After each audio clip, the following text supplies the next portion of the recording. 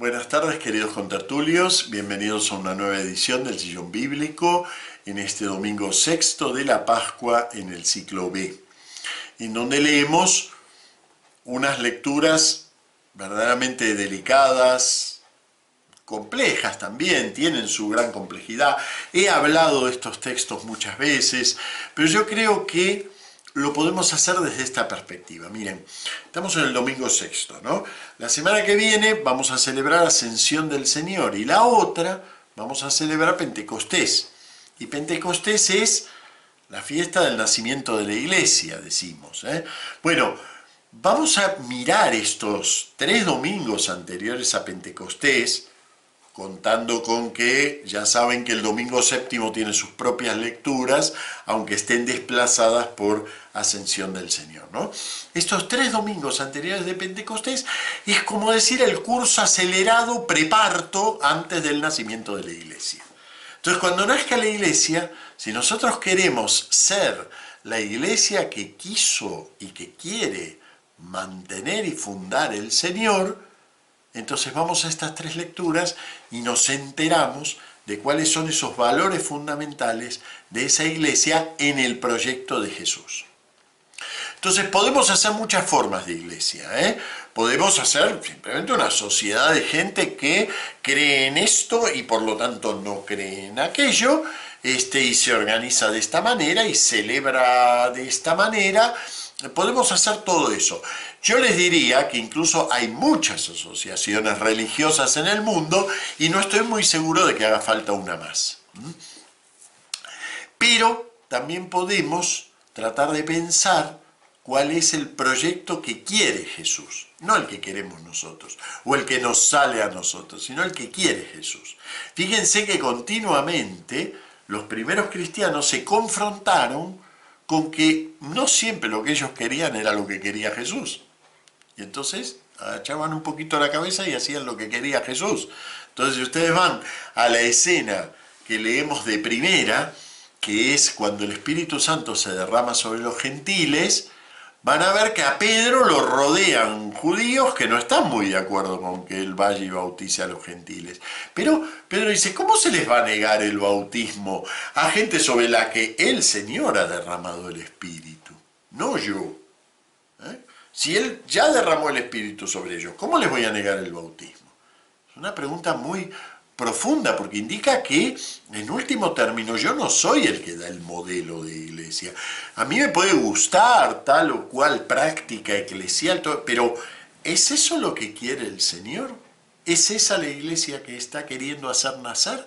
Bueno, en estos 3 domingos pensamos en eso, en qué iglesia está queriendo hacer nacer. Domingo quinto, hemos meditado sobre un aspectito, uvas en la vid. La iglesia que quiere el Señor no puede ser una iglesia en donde unos reciben la savia y se la transmiten a otros. Eso existe, por supuesto, existe en la iglesia eso, y tiene que existir, siempre que cada cristiano sea uva en la vid. Si no está eso, lo demás se transforma en una mera cadena jerárquica y como hay que hacer con las cadenas, tirar de ellas. Las cadenas, cuando no está en la iglesia uvas en la vid, hay que tirar de ellas. Siguiente, domingo sexto, el que leemos hoy, es el texto inmediatamente siguiente a uvas en la vid, a la parábola de la vid. El texto inmediatamente siguiente nos habla de un mandamiento que si queremos demostrarle a Jesús que lo amamos, tenemos que cumplir ese mandamiento. ¿Pero en qué consiste el mandamiento? En que amemos. Entonces nos mete en una especie de círculo. Vamos a pensar eso, pero vamos a ayudarnos para pensarlo de la segunda lectura, la primera carta de Juan. Porque leemos como segunda lectura un texto que es absolutamente fundamental. Tan fundamental que su frase la tenemos de memoria, Dios es amor. Ahora, ¿pensamos lo que quiere decir eso? Yo les diría, si tenemos la frase Dios es amor y la pensamos de verdad, nos debería escandalizar un poquitito. Porque lo que dice es bastante enorme.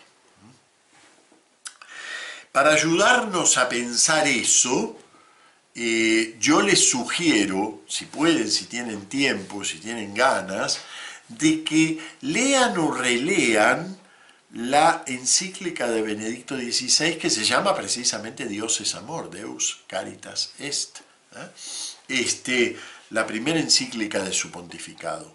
Realmente es una auténtica joya del magisterio, de la teología, de la interpretación bíblica.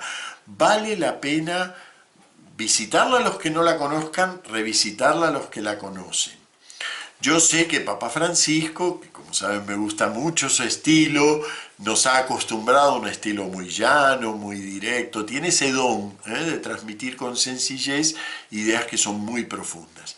Así que, leída hoy, quizás la encíclica de Benedicto XVI nos parezca muy complicada, pero vale la pena hacer el esfuerzo.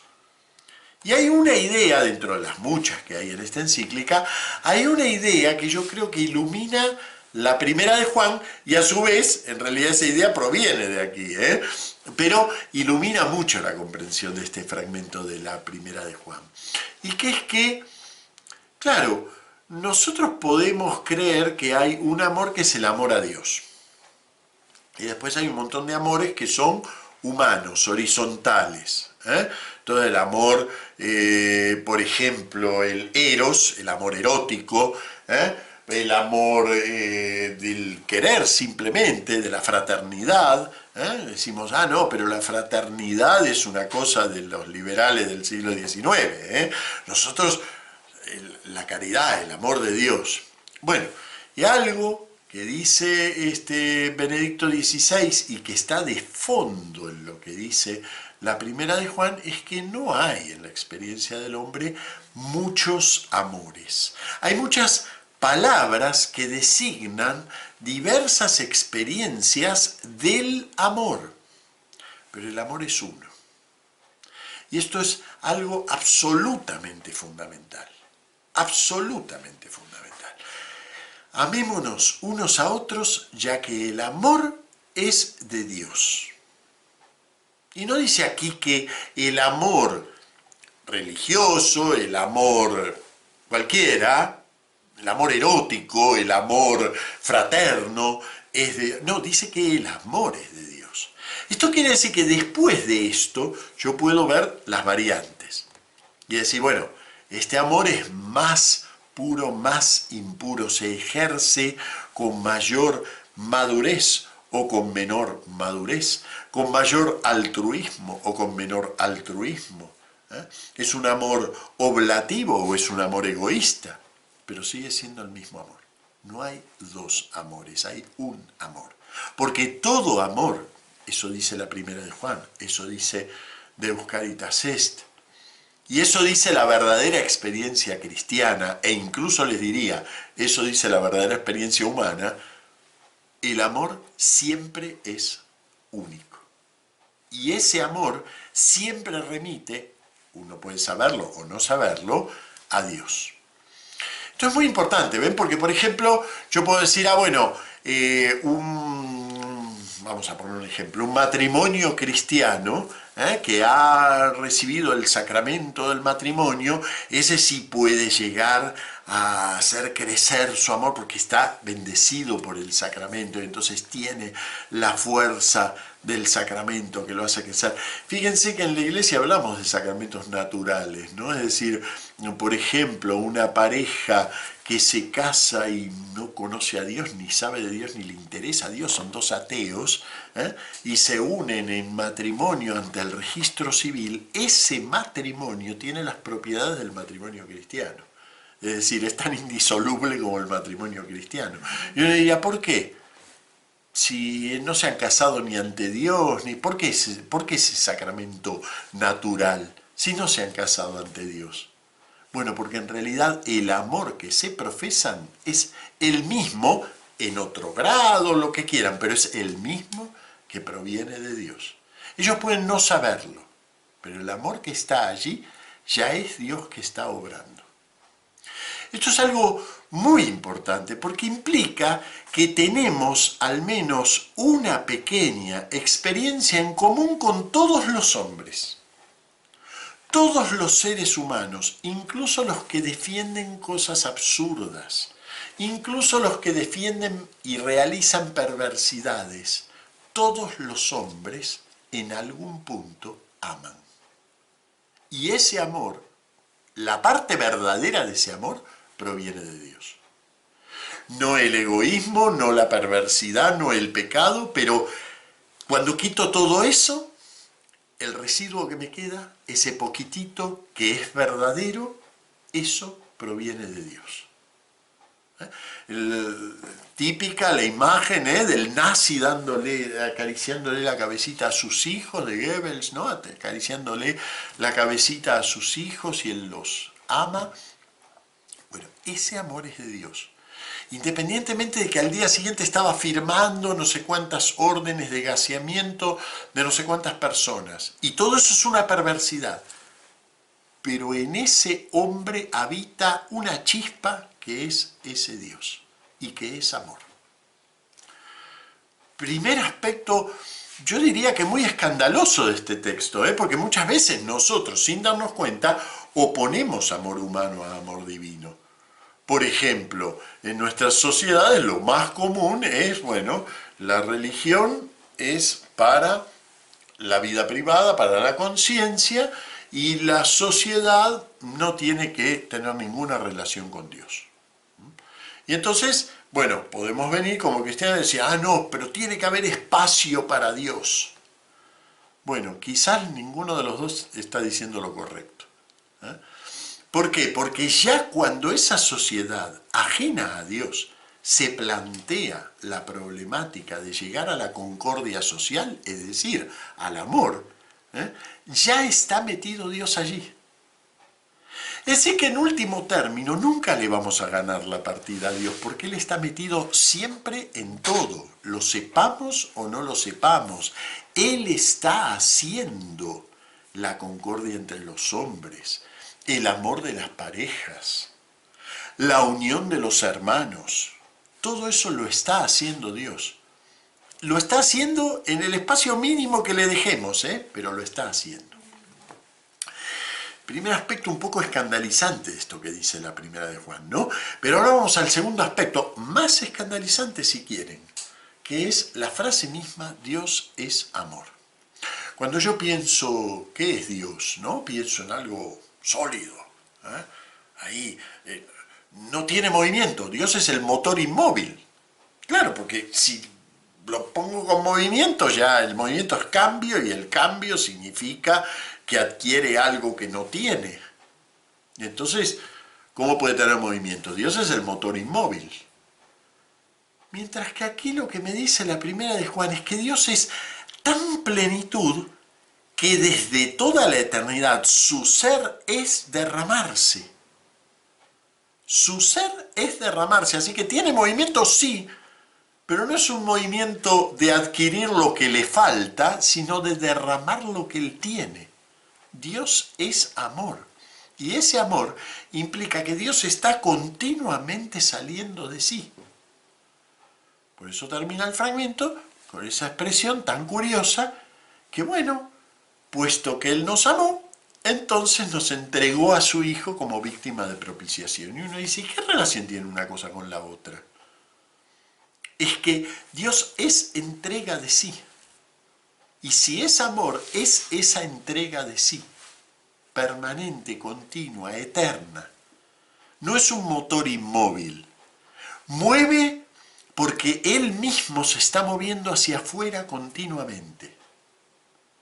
Cuando lo pienso sobre el modelo del motor inmóvil, no me dice nada ese Dios. Pero cuando me doy cuenta que aquello que es Dios es el continuo derramarse sobre cada uno de nosotros, cuando decimos, por ejemplo, que recibimos el ser de Dios, que nosotros estamos siendo fundados, siendo creados continuamente por Dios, es difícil pensar el concepto, porque decimos, bueno, pero si Dios me crea a mí, es porque yo quedo como afuera de Dios, ¿no? el otro día leía un argumento así: Dios no puede existir porque si Dios existe, entonces hay algo que queda afuera, que es todo lo que no es Dios. Bueno, fíjense que aquí lo que dice es otra cosa. Así que Dios es tan derramarse de sí mismo que en ese derramarse va existiendo lo que existe. Por eso decimos que la creación es un acto de amor de Dios, porque se derrama de tal manera que, y claro, Él es, y por lo tanto lo que se derrama solo puede ser, nunca no ser. Les quisiera leer la última frase de la parte especulativa de la Deus Caritas Est, ¿no? Dice: el amor es divino porque proviene de Dios y a Dios nos une, y mediante este proceso unificador nos transforma en un nosotros que supera nuestras divisiones y nos convierte en una sola cosa, hasta que al final Dios sea todo en todos. Citando 1 Corintios, ¿no? Fíjense, ¿ven? Entonces, Dios es amor, no es simplemente una característica de Él, no es algo que Él tiene, sino que es su acto de ser, es continuamente derramarse. Imitar a Dios es continuamente derramarse. Claro, nosotros lo haremos limitadamente, porque somos, de hecho, limitados. Pero imitar a Dios es eso, es el continuo derramarse. Que no es simplemente darle a otro cositas porque así cumplo con el precepto de vestir al desnudo, las 7 obras de misericordia, corporales o espirituales. No se trata de eso, no se trata de cumplir preceptos, sino de que ser realmente, ser como es Dios, es derramarse. Y el que se derrama, o permite que su vida se derrame, imita, incluso aunque no lo sepa, a ese Dios que es un derramarse de sí. Ya en las lecturas del domingo séptimo hablará de ese tercer aspecto de la Iglesia que aparece aquí en este párrafo de Benedicto, que es el ser uno. Uvas en la vid, derramarse unos en los otros y ser uno.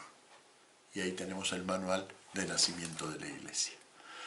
Nos vemos la semana que viene. Muchas gracias.